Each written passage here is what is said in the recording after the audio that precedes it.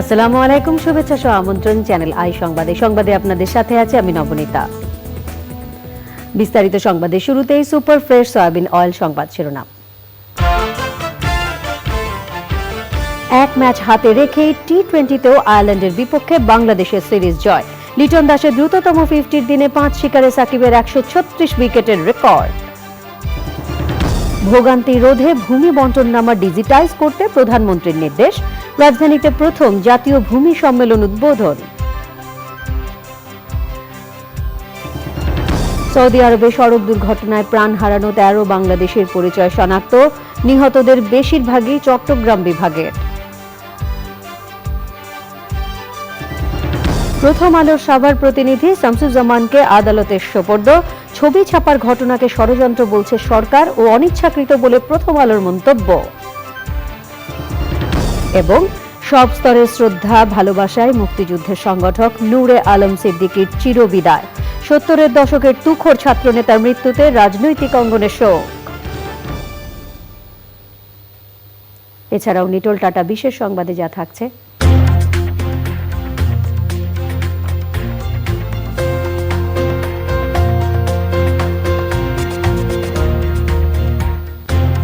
গণভবনে প্রধানমন্ত্রীর ইফতার আয়োজন না করার সিদ্ধান্তের পর সরকারি বিভিন্ন প্রতিষ্ঠানে ইফতার পার্টি না করার খবর।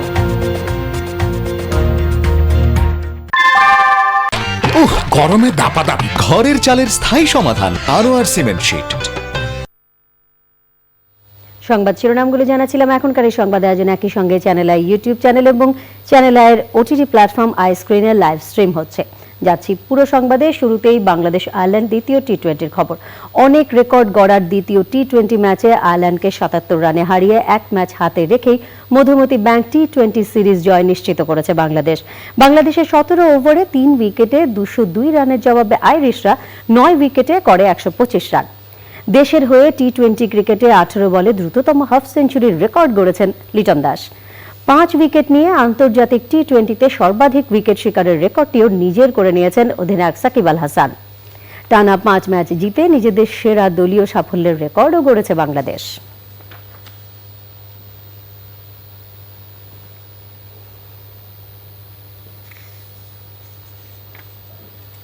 পারিবারিক দ্বন্দ্ব নিরসন ও ভোগান্তি রোধে ভূমি বণ্টননামা ডিজিটালাইজ করতে নির্দেশ দিয়েছেন প্রধানমন্ত্রী শেখ হাসিনা।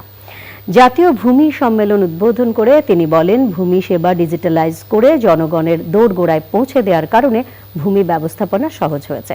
এর ফলে এখনো পর্যন্ত সরকারি কোষাগারে রাজস্ব হিসেবে জমা পড়েছে 770 কোটি টাকা। সাদি মাহমুদ জানাচ্ছেন।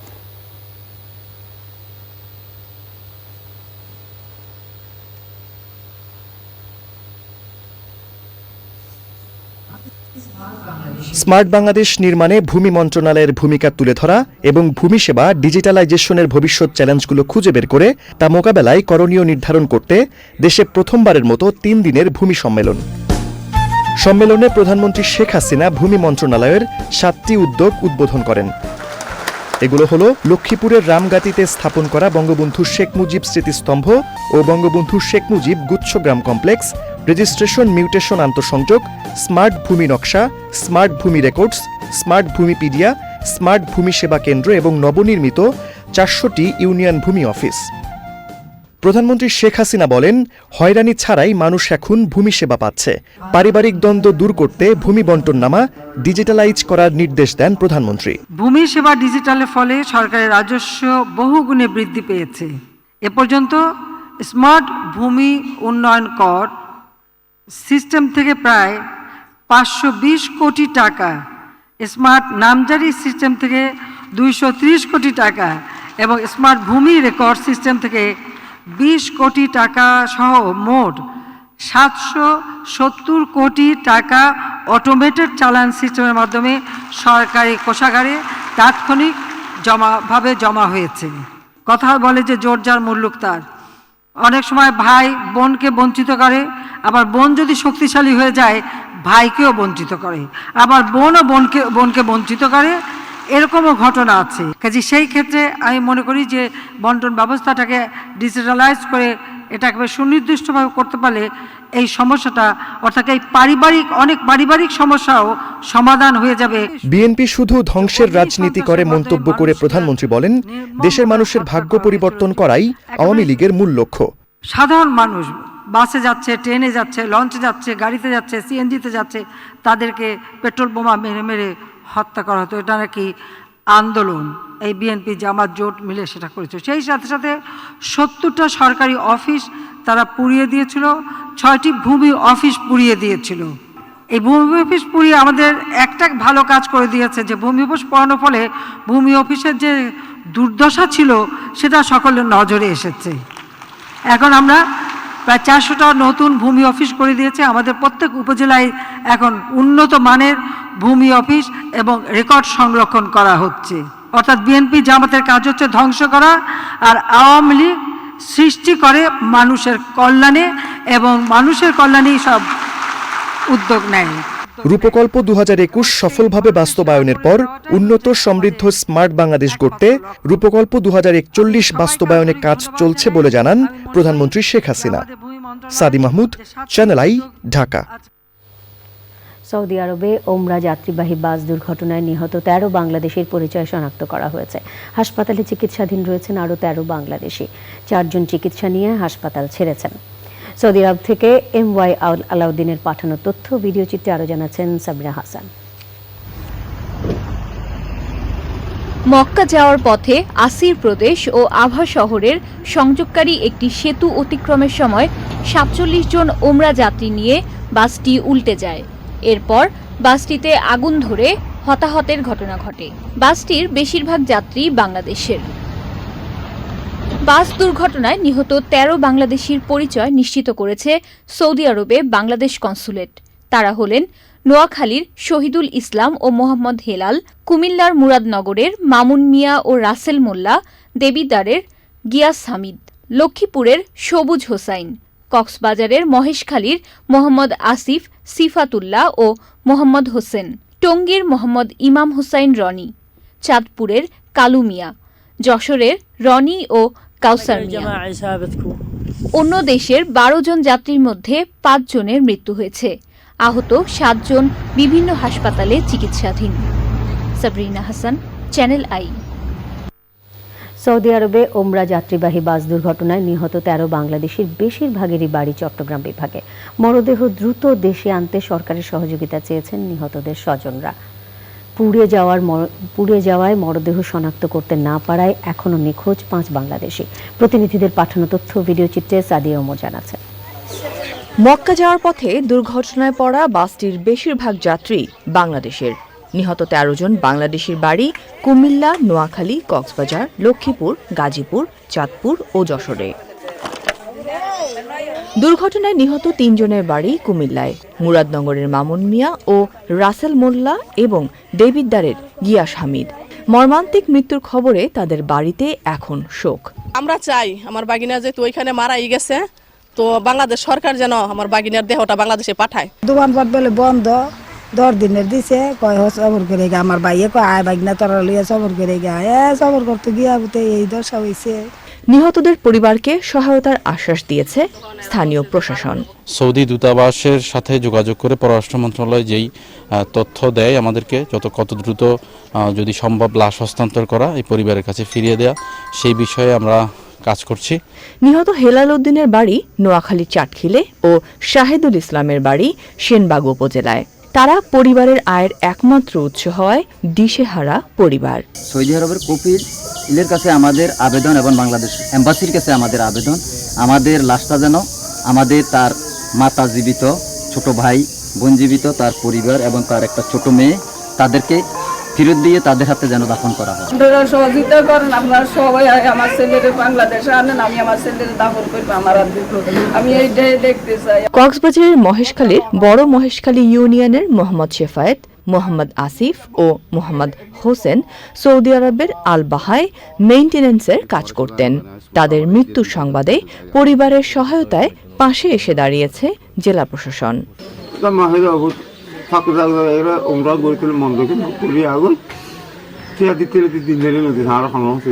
আর্টিস্টের সাথে কথা বলবো, তারপর সবার মাধ্যমে কথা বলে আমরা কথা যেটা আমাদের নাগরিক সহ আপনার যেমন কেউ মারা গেলে সরকারের তরফ থেকে 25,000 টাকার একটা অনুদান এটা দেওয়া হয়।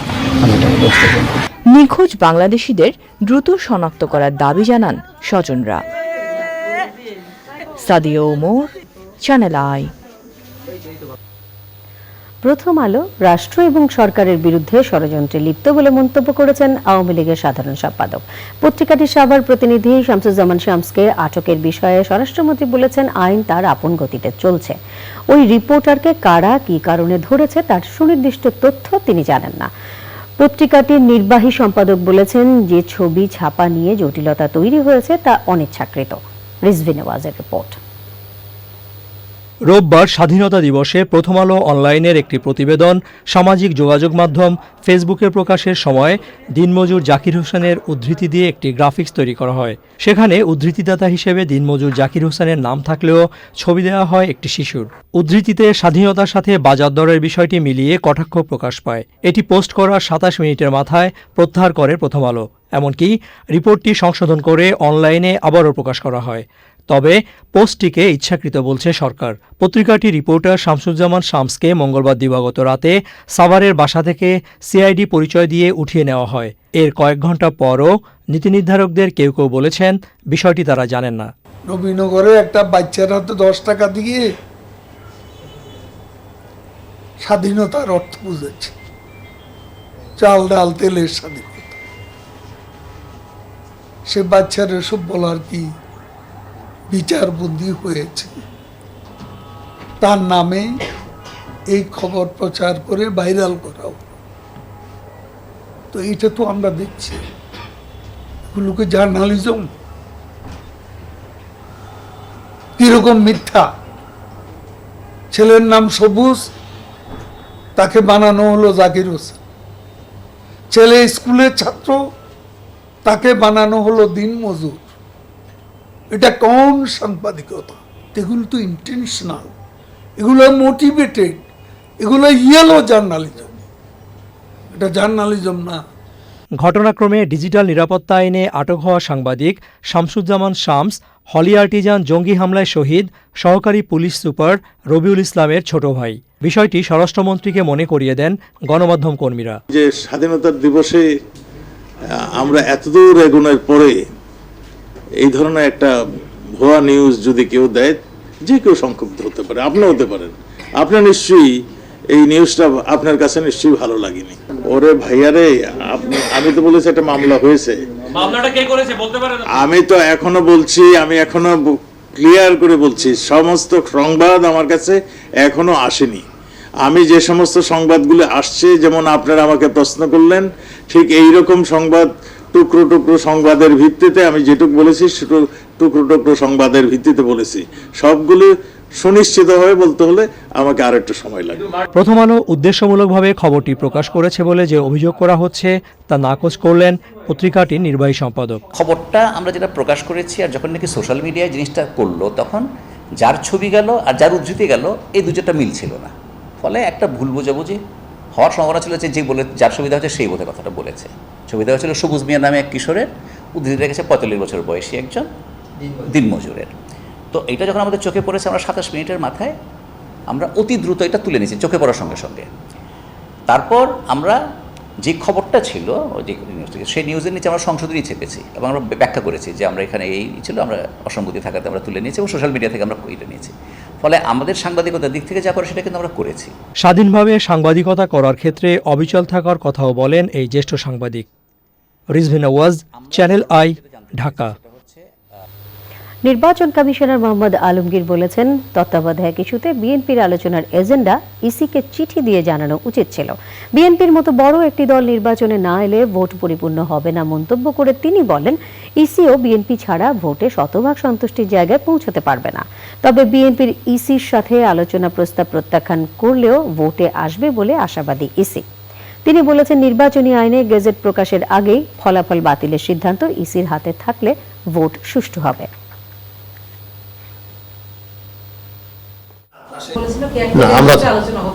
না, সেটা তো আমাদের কাছে চিঠি দিয়ে যদি বলতো, তখন আমরা আলোচনা করে ওরকম যদি আমরা একটা রিপ্লাই পাই, সেটা আমরা তো যে কোনো রিপ্লাই দিতে পারে, সেটা তো আমাদের কারণ একটা তো রাজনৈতিক দল তো স্বাধীন, ওনার রাজনৈতিক কৌশল বা ওনাদের সিদ্ধান্ত নেওয়ার ব্যাপারে তো ওরা কারোর উপর নির্ভরশীল। দেশের যে প্রচলিত আইনকানুন আছে তার ভিত্তিতে যে কোনো সিদ্ধান্ত নিতে পারেন ওনারা। তো ওনারা যদি কিছু মনে করেন যে আমরা এই বিষয়ে আলোচনা করলে আলোচনা আগ্রহী বা এই বিষয়ে, তো সেটা আমাদের বললে তখন আমরা আবার বসে তারপর আমরা দেখবো যে হ্যাঁ সেই বিষয়ে আমাদের আলোচনা করতে চাইলে তখন আমরা যদি মনে করি হ্যাঁ আলোচনা করুক, আমরা করবো।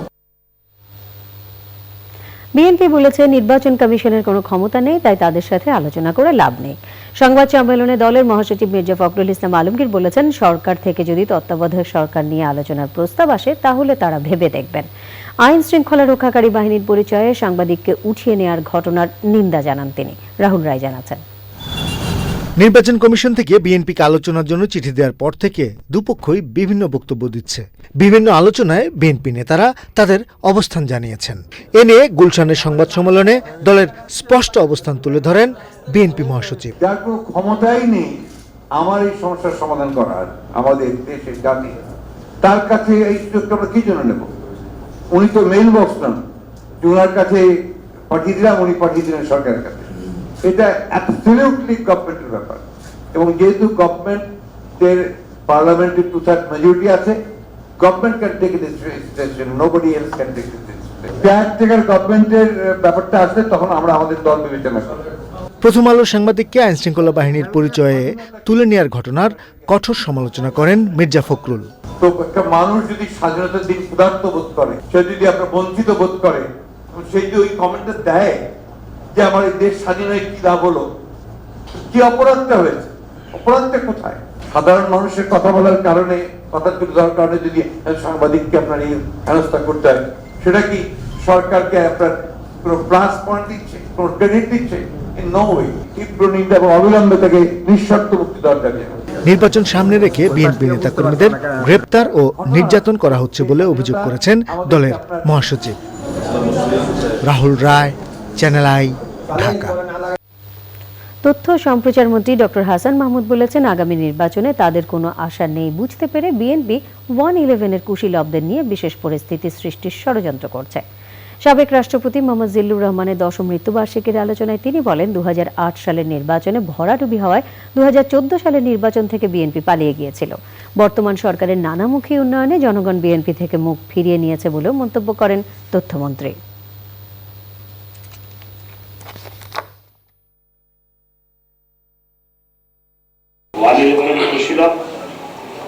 তারা সবাই মিলে বিএনপি সহ সক্রিয় হয়েছে দেশে একটি গন্ডগোল লাগানোর জন্য, দেশে একটি বিশেষ পরিস্থিতি তৈরি করার জন্য, কিন্তু সেটি বাংলাদেশের মানুষ আর কখনো হতে দিবে। আগামী নির্বাচন যথাসময়ে অনুষ্ঠিত হবে এবং সংবিধান অনুযায়ী আগামী নির্বাচন অনুষ্ঠিত হবে। সমস্ত সংসদীয় গণতন্ত্রের দেশে যেভাবে নির্বাচন অনুষ্ঠিত হয়, নির্বাচনকালীন সময়ে চলতি সরকার নির্বাচনকালীন সরকারের দায়িত্ব পালন করে, আমাদের দেশেও তাই হবে। পররাষ্ট্রমন্ত্রী ডক্টর এ কে আব্দুল মোমেন বলেছেন, র্যাবের হাতে আটক হওয়ার পর সুলতানা জেসমিন নামে এক নারীর মৃত্যুর ঘটনায় আন্তর্জাতিকভাবে কোনো প্রভাব পড়বে না। জাতীয় প্রেস ক্লাবে অনুষ্ঠান শেষে সাংবাদিকদের তিনি বলেন, মানি লন্ডারিং প্রতিরোধে বড় দেশগুলোর অসহযোগিতায় বড় বাধা। তারা তথ্য দিতে চায় না, তাদের আচরণ পরোক্ষভাবে মানি লন্ডারিংকেই উৎসাহিত করে বলেও মন্তব্য করেন মন্ত্রী।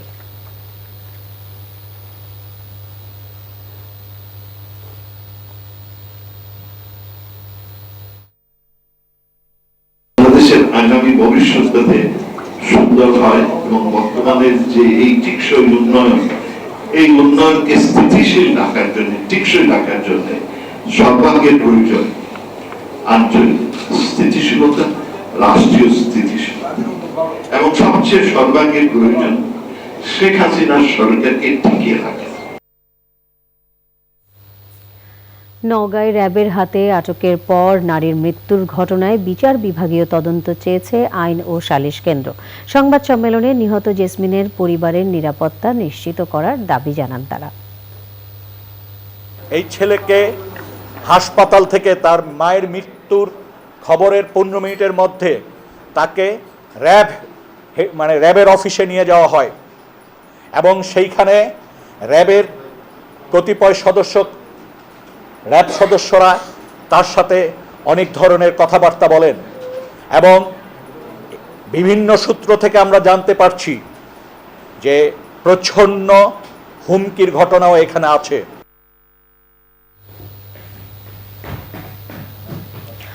উপজেলা পরিষদের ওপর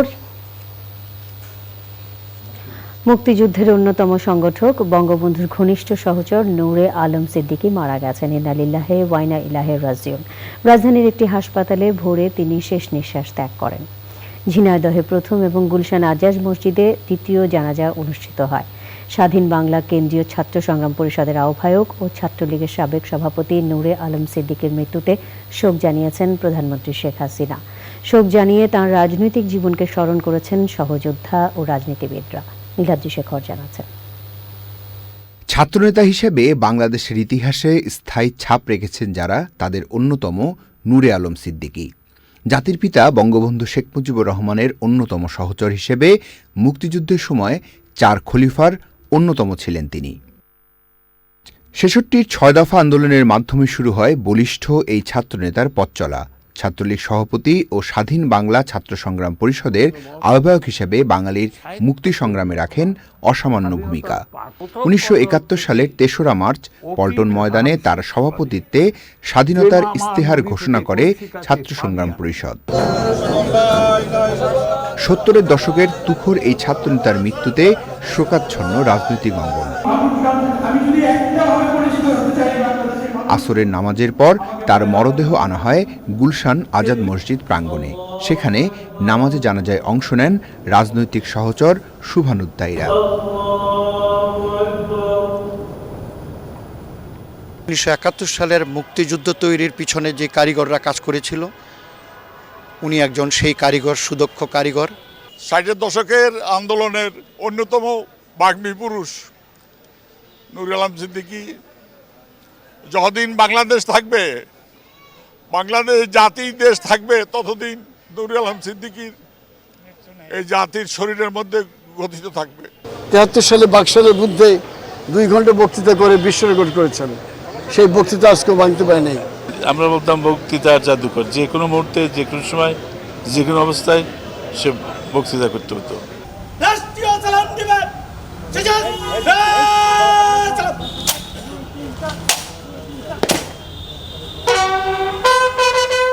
পরে সেখানে মুক্তিযোদ্ধা নূরে আলম সিদ্দিকীকে গার্ড অফ অনার দেয়া হয়।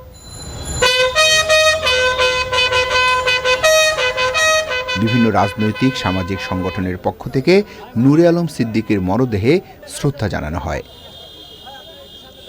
Niladri Shekhar, Channel I, Dhaka. ৭০-এর দশকের তুখোর ছাত্রনেতা মুক্তিযুদ্ধের সংগঠক নূরে আলম সিদ্দিকীর রাজনৈতিক জীবনের কথা জানাচ্ছেন লুৎফর রহমান সোহাগ। ছাত্রনেতা হিসেবে বাংলাদেশের ইতিহাসে স্থায়ী ছাপ রেখেছেন যারা, তাদের অন্যতম নূরে আলম সিদ্দিকী। মুক্তিযুদ্ধের সময় 4 খলিফার অন্যতম হিসেবে পরিচিত তিনি। ৬৬র ৬ দফা আন্দোলনের মাধ্যমে শুরু হয় বলিষ্ঠ এক ছাত্রনেতার পথচলা। পরে ছাত্রলীগ সভাপতি ও স্বাধীন বাংলা ছাত্র সংগ্রাম পরিষদের আহ্বায়ক হিসেবে বাঙালির মুক্তি সংগ্রামে অসামান্য ভূমিকা রাখেন নূরে আলম সিদ্দিকী। ১৯৭১ সালের ৩রা মার্চ পল্টন ময়দানে তার সভাপতিত্বে স্বাধীনতার ইস্তেহার ঘোষণা করে ছাত্র সংগ্রাম পরিষদ। তীব্রভাবে, সুতীক্ষ্ণভাবে আমার বিরোধিতা করতেন। আমার ভালো লাগে, জীবন সাহায্যে এসে তারা অনেকেই এসে আমাকে বলেন, সিদ্দিকী ভাই, আপনার স্ট্যান্ডটাই তখন ঠিক ছিল, সঠিক ছিল। ১৯৭৩ সালে প্রথম জাতীয় সংসদ নির্বাচনে ঝিনাইদহ ২ আসন থেকে সংসদ সদস্য নির্বাচিত হন নূরে আলম সিদ্দিকী। তিনি ছিলেন যুবলীগের প্রতিষ্ঠাতা সাধারণ সম্পাদক। চ্যানেল আইয়ের সঙ্গে ছিল নূরে আলম সিদ্দিকীর নিবিড় সম্পর্ক। আজকে ছাত্র সমাজের কাছে আমার সুনির্বুদ্ধ অনুরোধ, আমার জীবন সাহায্যের শেষ আকুতি, যে আপনারা আজকে নিজেদের গঠন করুন। প্রাক্তন ছাত্রলীগ ফাউন্ডেশনের আহ্বায়ক থাকলেও 111-এর পর আর সক্রিয় রাজনীতিতে দেখা যায়নি নূরে আলম সিদ্দিকীকে। ৭০-এর দশকের তুখোর ছাত্রনেতার মৃত্যুতে শোকাচ্ছন্ন দেশের রাজনৈতিক অঙ্গন।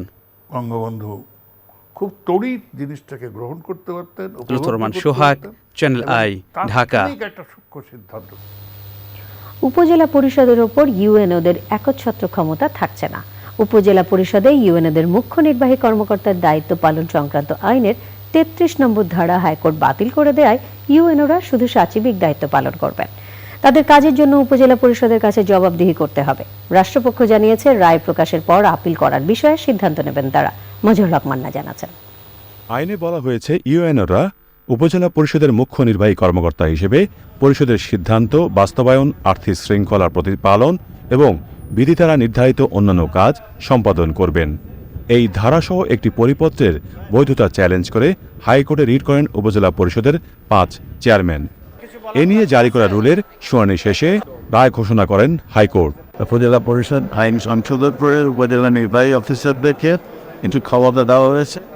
সেই ক্ষমতাটা সেই অ্যামেন্ডমেন্ট সংশোধন যেটা করা হয়েছে সেটাকে বাইরে আইনি এখন উপজেলা নির্বাহী কর্মকর্তাগণের যে একচ্ছত্র আধিপত্য ছিল সেটা কেড়ে নেওয়া হলো, সেটা খর্ব করা হলো। এর ফলে উপজেলা পরিষদের সিদ্ধান্তই বাস্তবায়িত হবে এবং উপজেলা নির্বাহী কর্মকর্তাগণ সেটা শুধুমাত্র উপজেলা পরিষদের নির্দেশনা অনুযায়ী বাস্তবায়ন করবেন। তাদের জবাবদিহিতা থাকবে উপজেলা পরিষদের কাছে। রায়ের ব্যাপারে প্রতিক্রিয়া জানান উপজেলা পরিষদের চেয়ারম্যানরা। আইন করে দিয়েছেন রাজনৈতিক সদিচ্ছা দিয়া জনপ্রতিনিধির শাসন ব্যবস্থা প্রবর্তন, সেটা কার্যকর হবে বলে আমরা মনে করি। তবে রায়ের বিরুদ্ধে কোনো পদক্ষেপ নেওয়া হবে কিনা সে সম্পর্কেও জানায় রাষ্ট্রপক্ষ। অন্যান্য সেকশনে ডিফাইন করা আছে, ওই সেকশনগুলো কিন্তু এখন লিগাল হয়ে গেছে। ওই সেকশন কিন্তু থাকাতে আর 33-তে কতটুকু প্রফিট হবে তা আমাদের আমরা দেখবো, দেখে আমরা সরকারের সাথে বসে আমরা ডিসিশন দেব। তবে সরকারি অর্থায়নে পরিচালিত উপজেলার বিভিন্ন কমিটিতে ইউএনওকে সভাপতি এবং উপজেলা পরিষদের চেয়ারম্যানকে উপদেষ্টা করা সংক্রান্ত পরিপত্রের বিষয়ে কোনো আদেশ দেননি high court. Mazharul Haque Manna, Channel I, Dhaka. ঘনবসতিপূর্ণ নগরে পরিবেশ দূষণমুক্ত রাখতে এবং বিশুদ্ধ ফসল প্রাপ্তির লক্ষ্যে এখন অনেকেই যুক্ত হচ্ছেন ছাদ কৃষি চর্চায়। এমনি এক উদ্যোগ নিয়েছেন নারায়ণগঞ্জের ইব্রাহিম চেঙ্গিস এবং সাবরিনা দম্পতি। তাদের ছাদ কৃষি নিয়ে রিপোর্ট করছেন শেখ সিরাজ। কৃষির প্রতি ভালোবাসা আর বিষমুক্ত ফসল প্রাপ্তির প্রত্যাশায় সাততলা ভবনের উপর প্রায় 2800 বর্গফুটে পরিকল্পিত ছাদ কৃষির উপযোগী কাঠামো গড়েছেন নারায়ণগঞ্জ শহরের অক্টোপাস এলাকার বসতি ইব্রাহিম চেঙ্গিস ও সাবরিনা দম্পতি। এখানে উৎপাদন হচ্ছে নানা রকম দেশি বিদেশি ফল আর শাকসবজি। এটা শুরু প্রায় 7-8 বছর।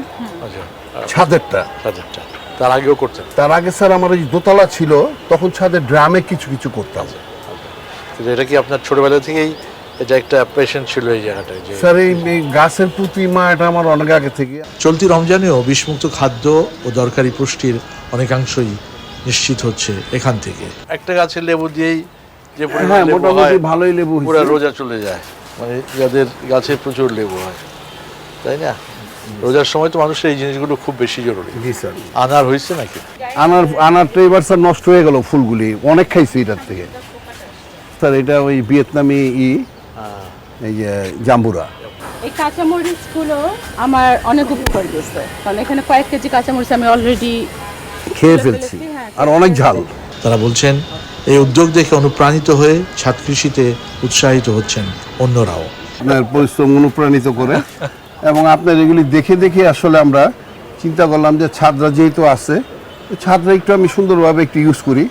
কিছু ফল পাকড়াও হলো, কিছু সবজিও হলো, এবং আমি একেবারে এই ফরমালিন মুক্ত জিনিস আমি খেলাম। এই কৃষি ও সবুজের সঙ্গে বসবাস নগর জীবনেও তাদেরকে দিয়েছে আশানুরূপ প্রশান্তি। রমজানে পুষ্টিকর খাদ্যের চাহিদা যেমন বাড়ে, একইভাবে ব্যক্তি অবস্থান থেকে সবাই চায় নিরাপদ এবং সতেজ শাকসবজি ফলমূলের যোগান বাড়ুক। সেই হিসেবেই ছাদ কৃষির সাথে যারা জড়িত আছেন তারা একটু চেষ্টা করেন রমজানে তাদের এই আঙিনাটা থেকে নিজস্ব পুষ্টি চাহিদা এবং ফলমূলের চাহিদা মেটাতে, যেমনটি করছেন জনাব ইব্রাহিম এবং সাবরিনা। এটি অন্যের জন্য অনুকরণীয়। নারায়ণগঞ্জের অক্টো অফিস থেকে শেখ সিরাজ, চ্যানেল আই। এ নিয়ে বিস্তারিত প্রতিবেদন দেখবেন বৃহস্পতিবার বেলা 11:30 হৃদয়ে মাটি ও মানুষের ডাক অনুষ্ঠানে। এরই সাথে সংবাদে নিয়ে নিচ্ছে অশোক লীল্যান্ড রিফাত অটোজ লিমিটেড বিরতি। আর বিরতির পর অন্যান্য সংবাদের সাথে জানিয়ে এবারে আন্তর্জাতিক সংবাদ।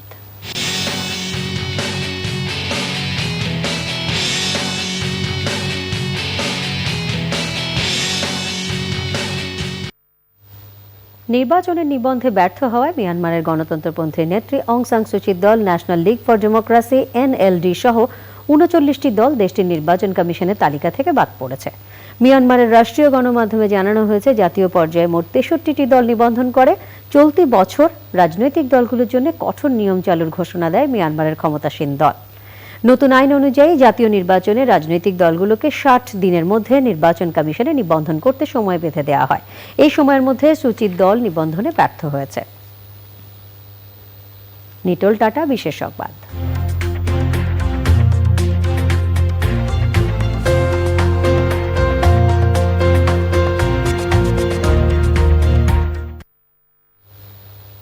গণভবনে প্রধানমন্ত্রীর ইফতার আয়োজন বাতিলের সিদ্ধান্তের পর ইফতার পার্টি করছে না পুলিশ, বিজিবি ও র্যাব সহ বিভিন্ন সরকারি প্রতিষ্ঠান।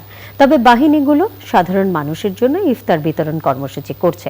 অর্থনীতিবিদরা বলছেন, সরকারি ব্যয় সংকোচনের এই সিদ্ধান্তের মাধ্যমে সব ক্ষেত্রে অপচয় রোধের বার্তা দিয়েছেন প্রধানমন্ত্রী শেখ হাসিনা। আরও জানাচ্ছেন নাজিব বেগ। করোনা মহামারী কাটিয়ে উঠতে না উঠতেই রাশিয়া ইউক্রেন যুদ্ধের কারণে বিশ্ব অর্থনৈতিক মন্দার মাঝেও বাংলাদেশের অর্থনীতির চাকা সচল রাখতে নানা উদ্যোগ নিয়েছেন প্রধানমন্ত্রী শেখ হাসিনা। পাশাপাশি অপচয় না করতে বিভিন্ন সময় দিয়েছেন পরামর্শ। বাংলাদেশকে খাদ্য সংকট মুক্ত রাখা এবং 1 ইঞ্চি জমিও ফেলে না রাখার কথাও বলেছেন সরকার প্রধান।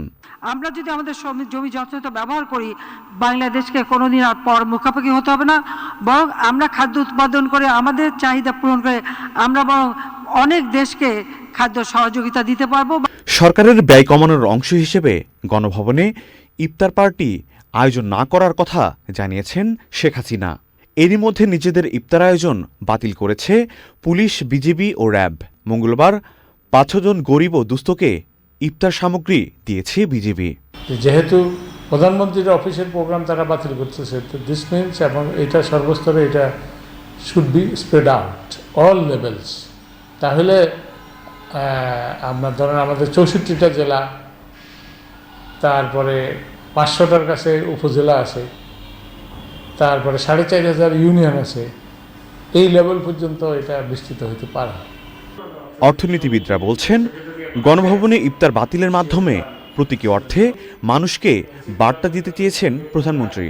নর্মাল বিজনেস অ্যাক্টিভিটি যদি থাকতো এটা হয়তো হতো না, কিন্তু যেহেতু অ্যাবনর্মালি এটা ইয়েটাই অ্যাবনর্মাল, সিচুয়েশনটাই অ্যাবনর্মাল, সে অ্যাবনর্মাল সিচুয়েশনকে হয়তো উনি এস্টিমেট করে এটা এই মানুষকে সাবধান হওয়ার জন্য একটা বাণী দিয়েছেন। প্রতিটি স্তরে অপচয় রোধ করা গেলে সংকট মোকাবেলা সহজ হবে বলে মনে করছেন তিনি। নাজিব বেগ, চ্যানেল আই, ঢাকা। এবারে কৃষি সংবাদ।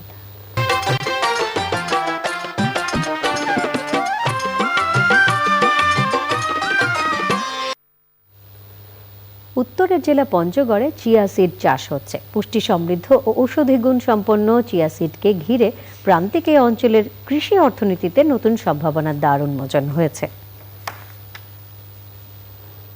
এখন দেখবেন প্রকৃতি সংবাদ।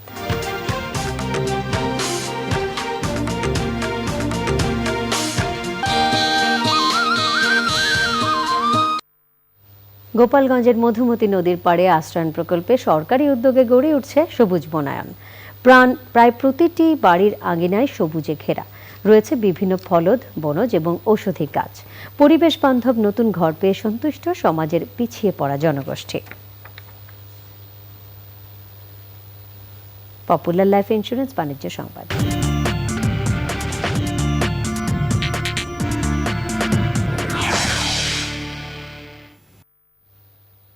চার্টার্ড লাইফ ইন্স্যুরেন্স কোম্পানি ও কমার্শিয়াল ব্যাংক অফ সিলন PLCর মধ্যে হসপিটালাইজেশন বীমা বিষয়ে কর্পোরেট চুক্তি হয়েছে। অনুষ্ঠানে চার্টার্ড লাইফ ইন্স্যুরেন্সের মুখ্য নির্বাহী কর্মকর্তা SM জিয়াউল হক এবং commercial bank of Ceylon PLC chief executive officer নাজিদ মিওয়ানগে চুক্তিতে সই করেন। এর আওতায় কমার্শিয়াল ব্যাংক অফ সিলন PLCর কর্মকর্তা কর্মচারীদের হসপিটালাইজেশন বীমা সুবিধা দেবে chartered life insurance company limited.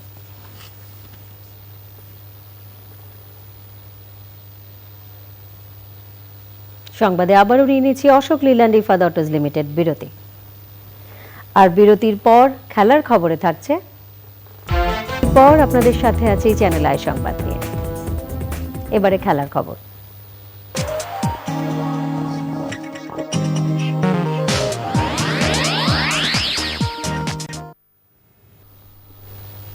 FIFA আন্তর্জাতিক প্রীতি ফুটবল ম্যাচে মেসির হ্যাট্রিকে কুরাসাওকে 7-0 গোলে হারিয়েছে আর্জেন্টিনা।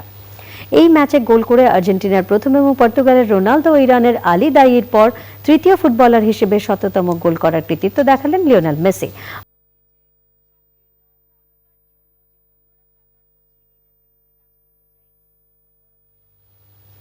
সংবাদের শেষ ভাগে আমরা সবশেষে সুপার ফ্রেশ সয়াবিন অয়েল সংবাদ শিরোনামগুলো জানিয়ে দিচ্ছে আরও একবার।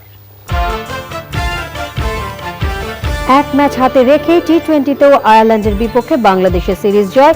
লিটন দাসের দ্রুততম 50 দিনে 5 শিকারে সাকিবের 136 উইকেটের রেকর্ড। ভোগান্তি রোধে ভূমি বণ্টননামা ডিজিটালাইজ করতে প্রধানমন্ত্রীর নির্দেশ। রাজধানীতে প্রথম জাতীয় ভূমি সম্মেলন উদ্বোধন। সৌদি আরবে সড়ক দুর্ঘটনায় প্রাণ হারানো 13 বাংলাদেশের পরিচয় শনাক্ত। নিহতদের বেশিরভাগই চট্টগ্রাম বিভাগের। প্রথম আলোর সাভার প্রতিনিধি শামসুজ্জামানকে আদালতে সোপর্দ। ছবি ছাপার ঘটনাকে ষড়যন্ত্র বলছে সরকার ও অনিচ্ছাকৃত বলে প্রথম আলোর মন্তব্য। এবং সর্বস্তরের শ্রদ্ধা ভালোবাসায় মুক্তিযুদ্ধের সংগঠক নূরে আলম সিদ্দিকীর চিরবিদায়। 70-এর দশকের তুখোড় ছাত্র নেতার মৃত্যুতে রাজনৈতিক অঙ্গনের শোক। প্রিয় দর্শক, চ্যানেলের সবশেষ সংবাদ জানতে ভিজিট করুন channelionline.com-এ। যুক্ত থাকুন আমাদের সোশ্যাল মিডিয়া প্ল্যাটফর্মগুলোর সাথে। পরবর্তী সকল সংবাদ দেখার আমন্ত্রণ রইল। ধন্যবাদ সবাইকে।